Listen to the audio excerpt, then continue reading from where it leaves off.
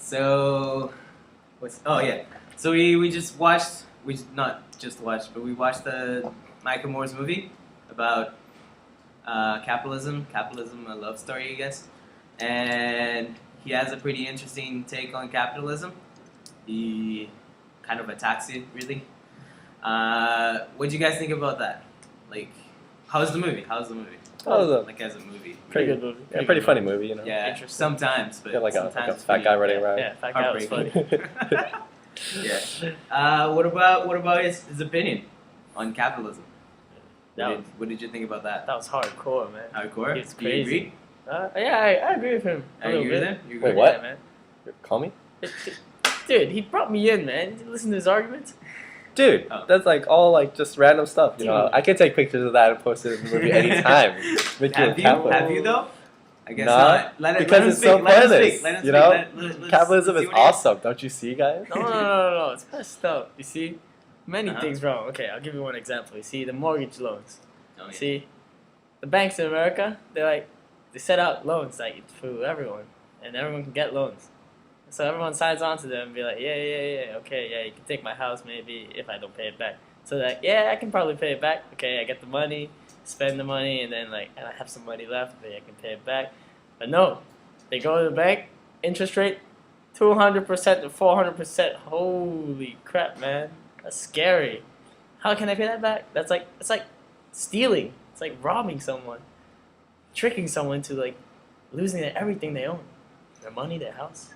Well, That's a good you point. know, you signed your house away. Like you obviously you read the fine print. If you read, they can take my house away. You know, the like interest rate probably wasn't too far away from that. You probably should have just like read a couple more lines or Tricked us, something. man. It was so small. It's like, Well, yeah, that's not a trick. It's on the paper. You know, just because you didn't want to read the paper, that's not their fault. Why would they put it in such a small print if Yeah. they didn't want to treat them? Well, it's not their job to read the fine print. It's your job to read the fine print, I guess. right? You know, you don't go to like Duhai and go, oh, that looks like a MacBook, so I'll buy it.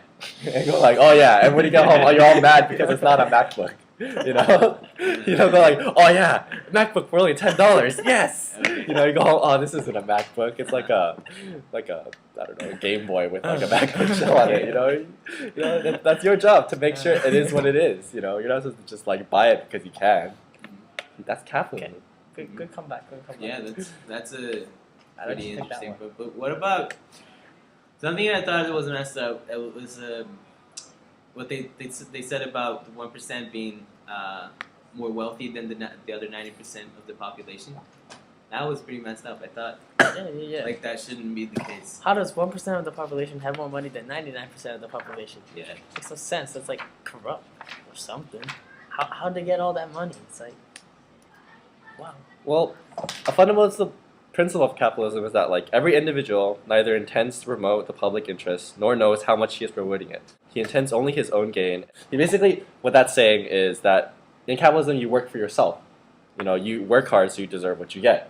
So that 1%, maybe they're 1%, but maybe they worked harder than all 99%, or maybe not that much, but like maybe they worked harder than each of the individuals in the 99%. Okay. You know, they have like, you know, you look at like Steve Jobs or like Bill Gates or like, you know, Google brothers. They took their company from the ground up, you know. Steve Jobs and like Bill Gates, they started in a garage. They didn't finish university. They just like built computers in a garage, and then now they're like multimillionaires. Are you saying that, you know, Steve Jobs, Google, Bill Gates, no, you can't have money because even though you worked hard, the people don't want you to have the money, so you just have to give it up. Sorry. You know? And then, you know, that 1%, they provide services for all 99%, you know. They're the 1% that manufactures like your TVs, your iPods, your computers, your cars maybe, you know, like without capitalism, you won't have those things because, well, people, it's not necessary for life. It's a service that they're providing. Okay, that's true. One more. How about the Goldman Sachs people? How about that? What about them? All the former workers, the board of directors. Why are they working under the government, man? That's not right. The workers of a really high investment banking company working under the government, making major decisions for the economy. How's that right? It's like they have all the power.